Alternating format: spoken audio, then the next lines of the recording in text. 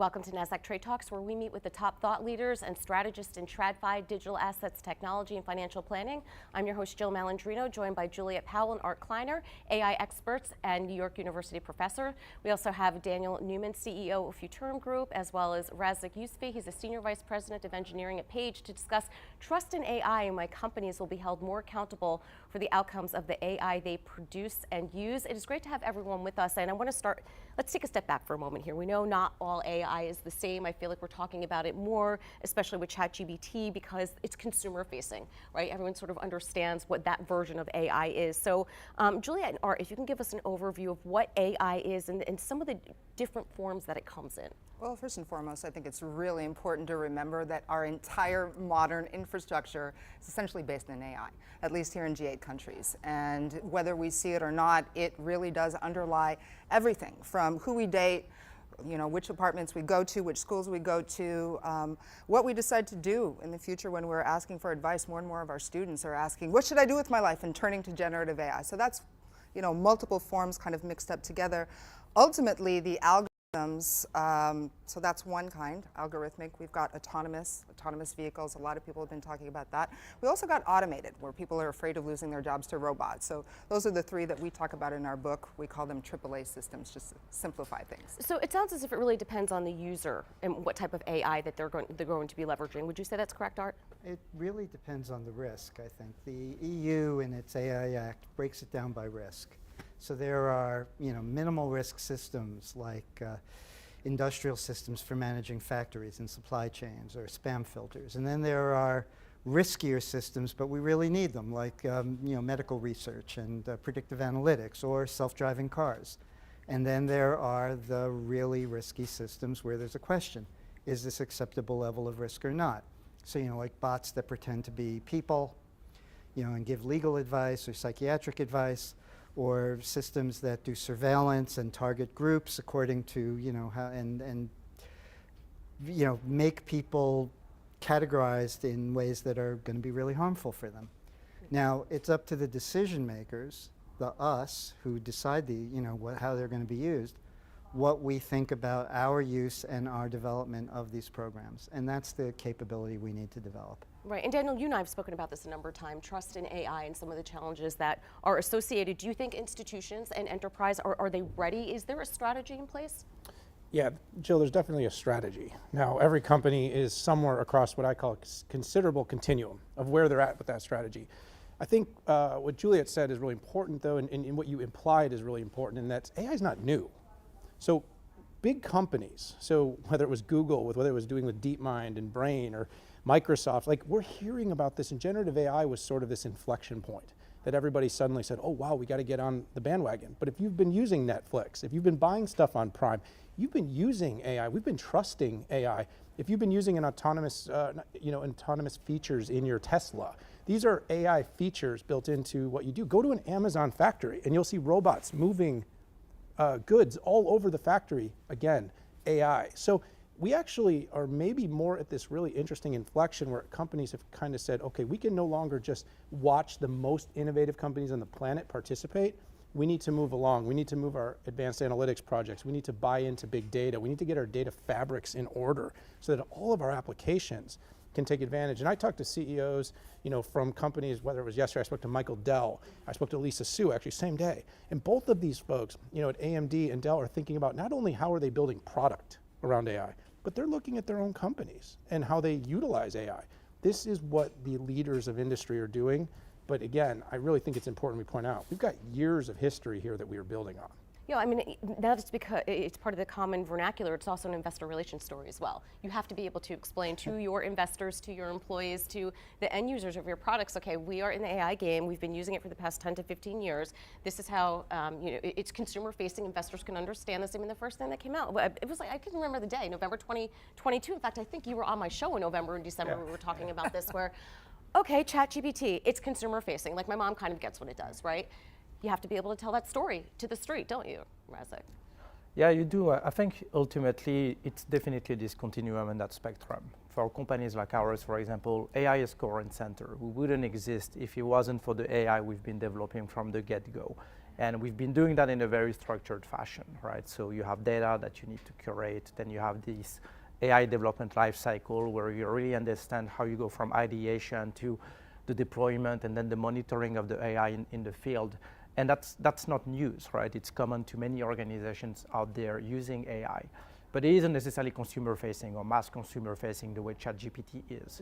And there is certainly going to be a lot of interesting conversation, as we've seen this week, on how to better create frameworks that enable people to build their AI solutions in a way that is safe and trustworthy and secure. But I don't think every institution starts from the same standpoint. Many organizations have been doing that for years and will continue to do so. But you're right, some institutions all of a sudden have an AI strategy because it's nice to have a slide in your PowerPoint deck for investors, and they have to learn everything. So that's certainly interesting. But I do think that it's very important that we learn from the scientific community because you actually practice science.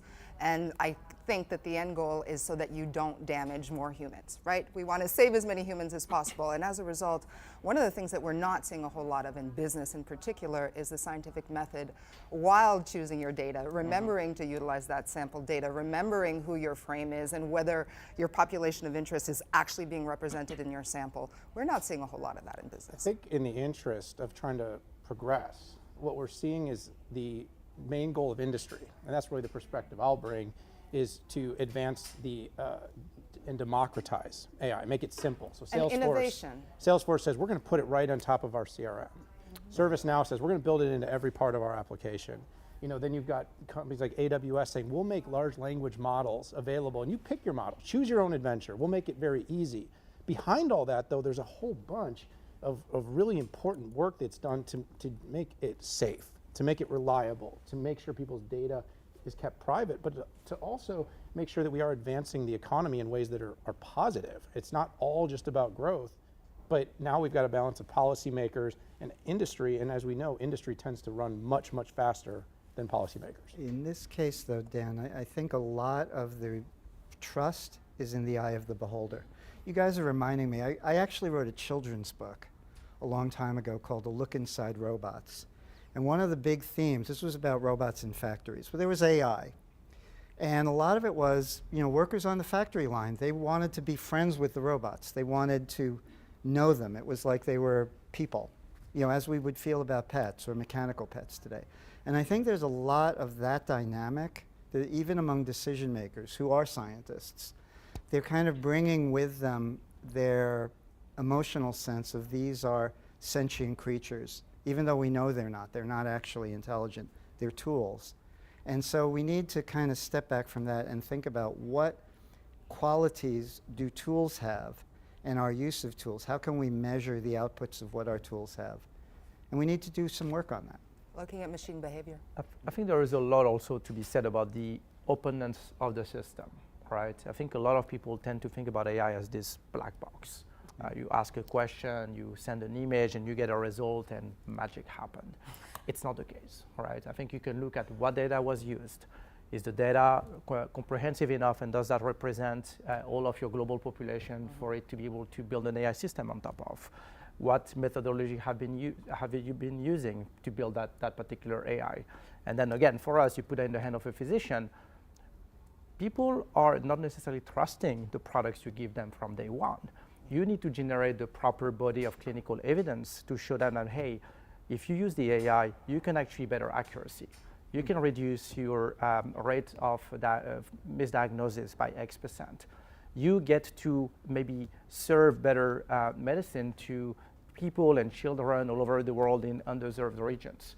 And once you start connecting the dots and telling that story, you have people that trust AI a bit more than what they do today. So really trying to relate the technology to what people can do on a daily basis is super, super helpful.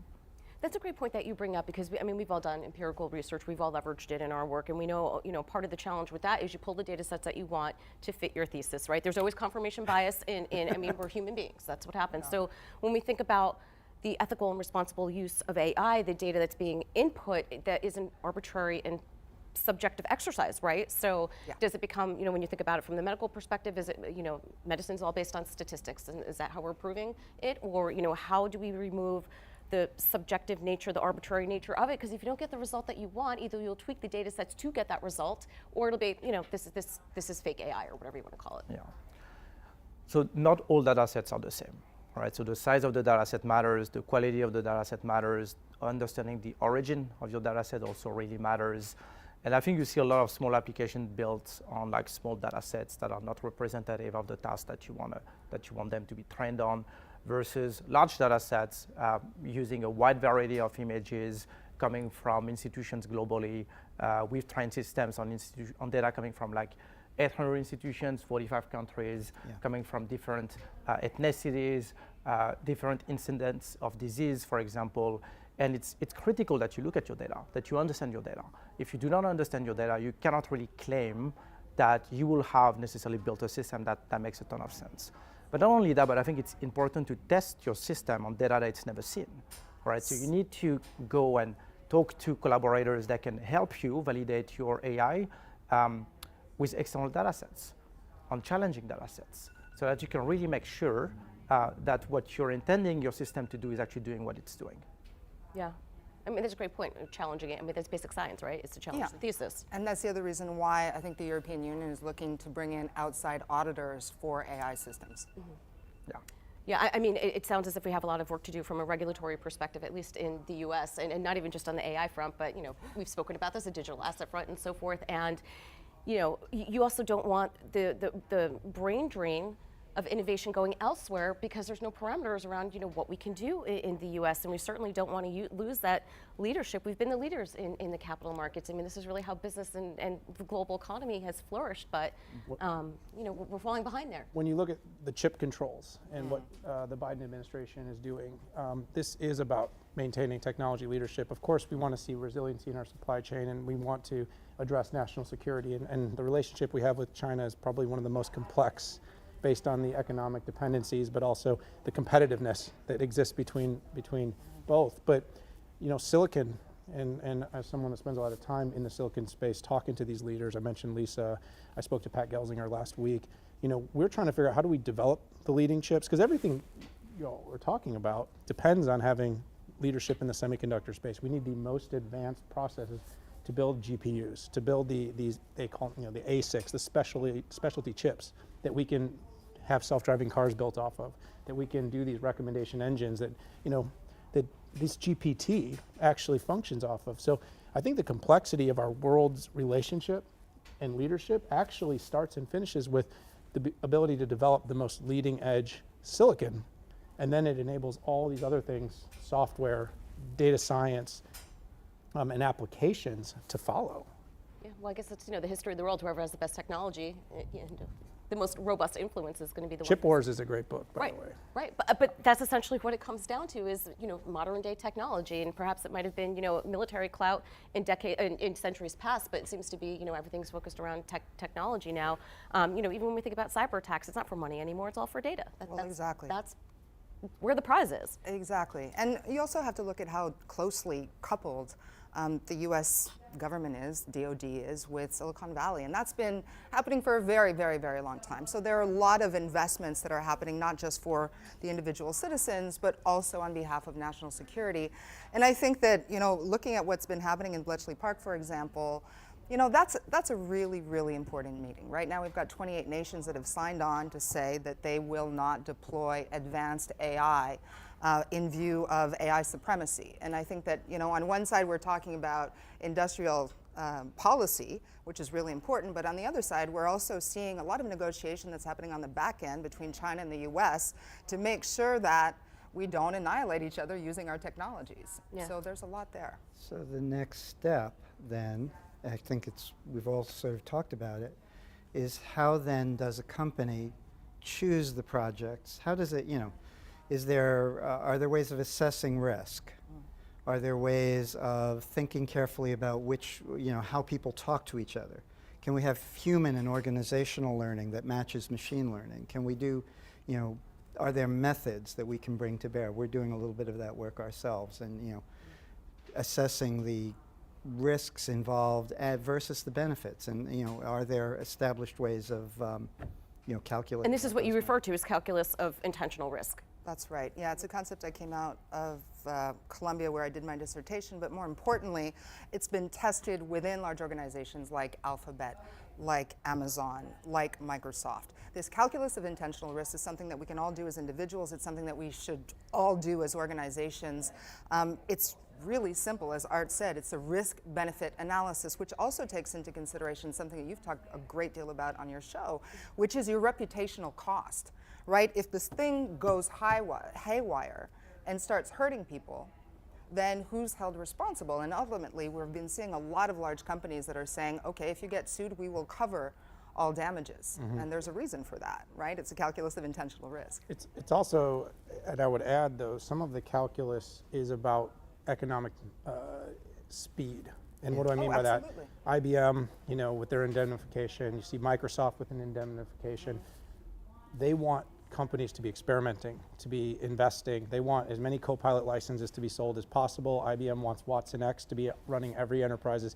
And so there's this balance, like if we start to realize how much risk there is, and the companies start to realize risk, they may slow down. That means they're gonna spend less money, less compute, less workloads, less software, less data science.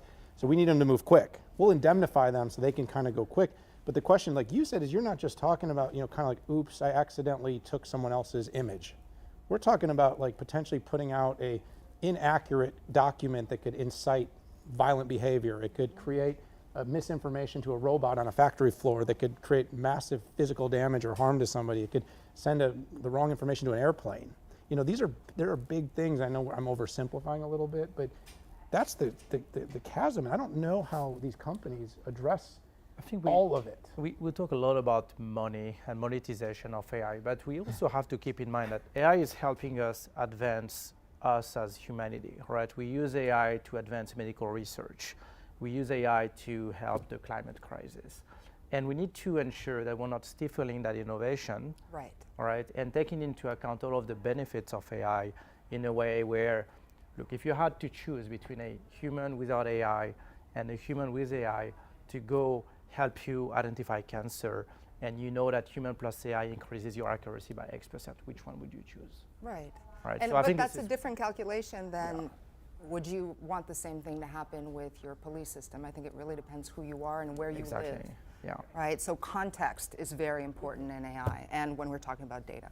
Yeah, and that's a great point that you both make, because there's also the debate, will AI take over our roles as humans? I personally think it's an enhancement to what we can do. To your point before, if you're trying to come up with cancer solutions and way to treat people versus, okay, here's a one-size-fits-all thing, let's try and, think out of the box with the use of AI so we can kind of, get through the statistical first part of it and then let, the physician, the surgeon, the specialist think of alternative ways so it's more of a one-on-one sort of treatment. I think it just allows you to be a more effective decision maker. 100%, right? I think ultimately jobs change, right? But they're not necessarily there to always disappear. So we really see AI as a mechanism to help you do a better job, help you spend less time on tasks that actually do not help save lives ultimately, or help you reduce, again, the number of mistakes that can be made, or help you democratize access to better technology, better healthcare. We look at it as a mechanism to help you avoid malpractice in the future. I don't think the AI is necessarily considered today by everyone as a mechanism that's going to replace you as a human, but more so a mechanism to supercharge you. Can you do a better job? Can you sleep better at night? Can you help patients survive, right, by using AI? That's the way we're thinking about it. Our intelligence, we do a lot of intelligence at Futurum Group, and we are seeing that companies are overwhelmingly planning to make bigger and wider investments. This isn't probably surprising to anybody. And to your point, I think you have to balance the economics and the outputs. The reason these companies make the investments for largely, especially here in America, and we're sitting in the Nasdaq right now, is for the economic gain. Having said that, when we can provide better patient care experiences, cure cancer, help children become more educated, and by the way, democratize educational access into communities where it's not available because of AI. Those are very powerful use cases. The economic and strong industrial use cases tend to fund the goodwill, and we need those two things to be symbiotic. I think those, but we need the Googles, Alphabets, the Microsofts, the Amazons to go all in and help advance these things, bring them to market safely, so that ultimately we can do some of these very humanitarian efforts, because AI can be powerful, but it also can be scary. Yeah, I mean, the same technology that enables human trafficking is also the technology that we deploy to stop it, right? So it's all about how we decide to use it, and I think it's something that we need to decide as a human race and not just some of us deciding for all of us. Yeah, to your point before, all about context, and I'm going to take the last word here. And this is our first rodeo, right? 25, 30 years ago, we went through the internet and look at how that revolutionized how we live life today. In fact, without the internet, we wouldn't be having this conversation right now, would we? All right, panelists, thank you so much for joining us on Trade Talks, and thanks for joining me. I'm Jill Malandrino, Global Markets Reporter at Nasdaq.